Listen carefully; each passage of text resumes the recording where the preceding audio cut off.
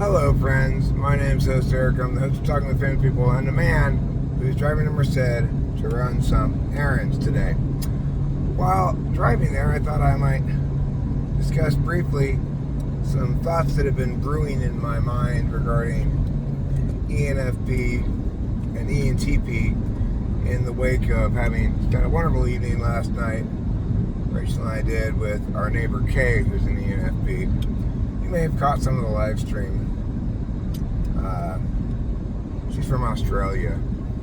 Anyway, at some point in the chat, in the live stream, because she was participating as well, the subject of Nietzsche came up, and she voiced her thoughts about Nietzsche, and it was basically like she doesn't approve of nihilism because even though that's part of life, a part of life where people experience it and it matters, you don't want to spend much time there if you can avoid it, which is a fine enough position on the matter, right? And then there was another instance where I was talking to her and I said, drawing a distinction between ENFPs and ENTPs, that pause. So I said, I'm trying to draw a distinction between ENFPs and ENTPs, and I said how an ENFP is likely to pay attention a lot to the emotion of and with which the person who's speaking is expressing themselves. Whereas the alternative, and she interjected, yeah, the alternative being that one pays attention to tone, which of course is not where I was going with that at all. I was going to, one pays attention to the actual meanings of the words and whether they are consistent with, whether the thing's internally consistent with other paradigms, etc. And from what I could understand from some of what she was talking about last night, it seems like she has a fair amount of experience with philosophy as an area of study. She may have, I think she said she majored in it or something. She went to college maybe for it.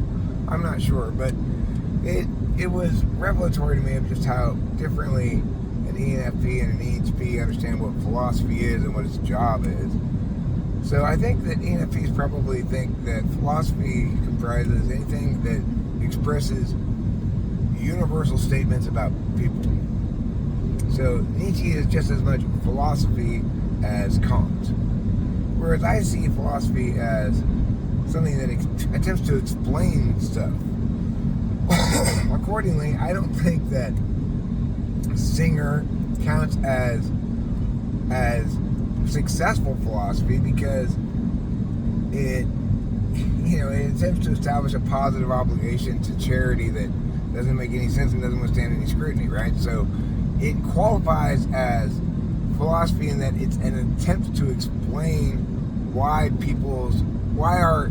existing paradigms regarding, why Kantian paradigms regarding moral obligations, etc., ought to be replaced with this proactively good, presumably, obligation to help distant others that Peter Singer attempted to establish argumentationally but completely failed to establish.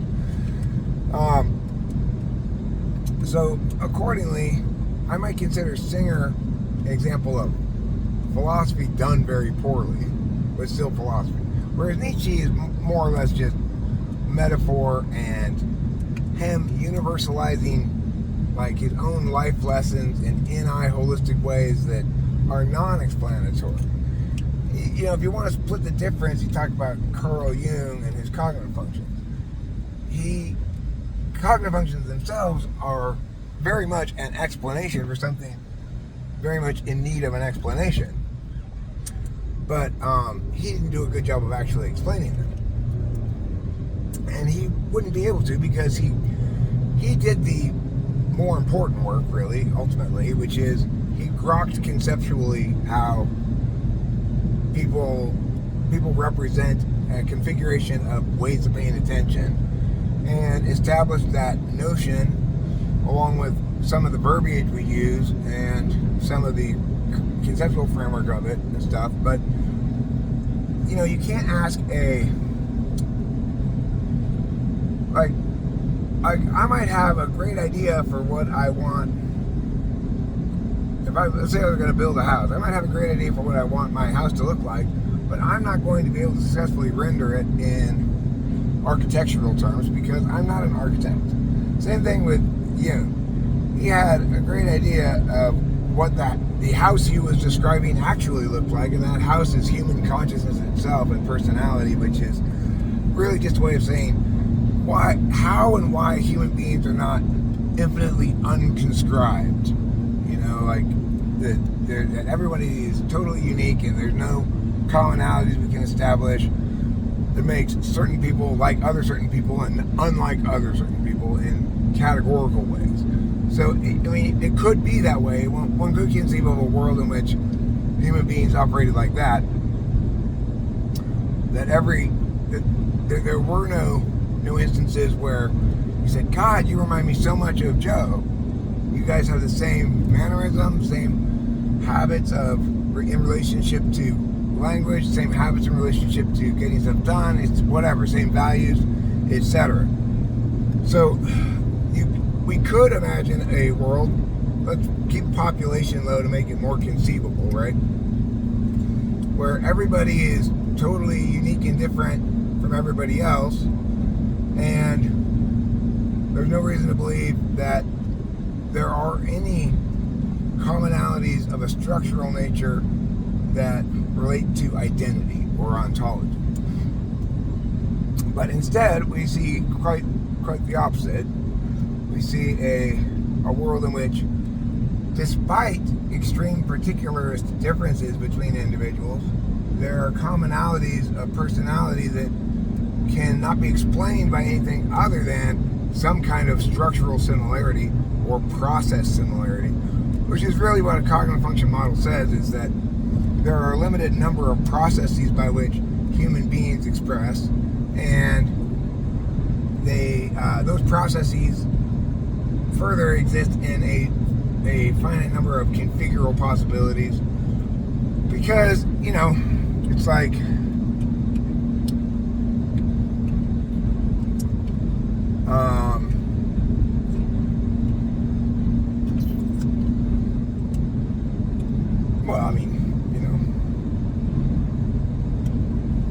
this is how the world works, right?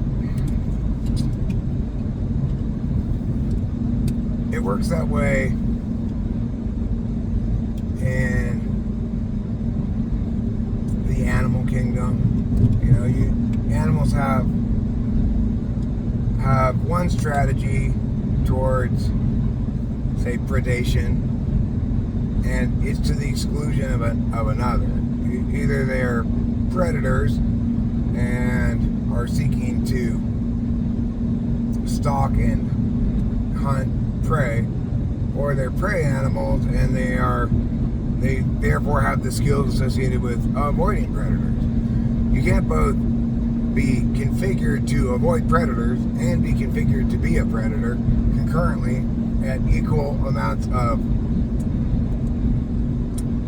excellence, you might say, because if for no other reason than the amount of time you're paying attention to stalking and being preying on things is a time which you cannot possibly be avoiding prey.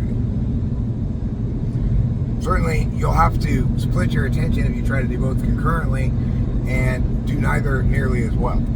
So the thing is, for whatever reason, things in nature configure for some kind of optimality. And it's always at the expense of some other kind of optimality. Because I'm good at this, talking out ideas on YouTube channel and such, means I'm necessarily not spending this time receiving information from my past, memories about stuff that happened to me in my experiences, because after all, I'm expressing in my native way, which is I'm extrovertedly intuiting, which is exclusive of introvertedly sensing. I can't both convey all this information I'm conveying, these explanations, these examples and analogies and whatnot, while concurrently remembering horrible memories from my past that haunt me or whatever. Which I'll incidentally say here, just give me a second. I'm gonna pause while I let this Speedy Gonzalez go past me. Okay, so incidental to cognitive function talk here, I was about to say it feels great to feel like myself again, and for the past couple of years I've been in this kind of post-traumatic state of mental, ontological distress / woundedness, or whatever you want to call it. And for whatever reason, by whatever process, I'm not sure, I just kind of pulled out of it after a couple of years. Kind of not really just all at one day. Like, I'm still a little bit prone to some negative self-talk, stuff like that. But when I was in that period of distress, I was spending all my time receiving. I was receiving information from my past, remembering bad memories, feeling bad about myself. When I was putting information out at all, it was to myself, and it was me just saying I hate myself and some of the horrible things about myself. Which I came to understand was something I was saying regardless of whether I had anything to do with the bad memory I was having. And then when I wasn't receiving from my memory, I was receiving on an NI level, like watching my cartoons and stuff, consuming a lot, just receiving a lot. And that's not where I natively am in terms of attentionally. I should be positioning like this all the time because this is my native way of being. If I'm not, it's indicative that there's some kind of a problem. And that's what I've had indicated for the last couple of years, because I haven't been making stuff, I haven't been doing these kind of videos, I haven't been coming up with interesting ideas or being intrigued by seeing some instance of something that's what's the word I'm looking for? For fuck's sake. That's exemplary of some idea. Pause again. So, to finish this video off, I'll just say that you might want to keep an eye out for that for yourself if you know what type you are and you have good reason to believe you're correct, which is always a questionable thing. But you should look for that in yourself. If you know you're a TI Dom, if you find yourself stuck in FE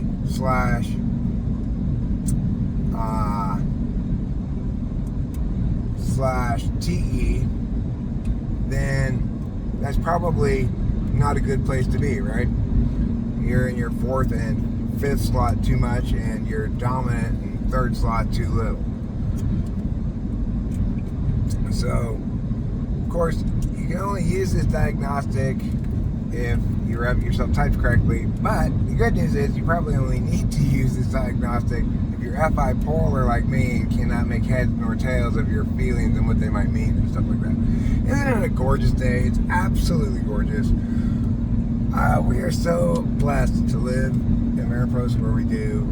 A spring day like today makes it abundantly obvious. With our delightful neighbors and our nice, safe neighborhood where, her dog can come hang out with us and then go back to her house on its own when it feels like it, and it's wonderful. So I hope you have a great day, and thank you so much for watching. I love you all. Talk to you later.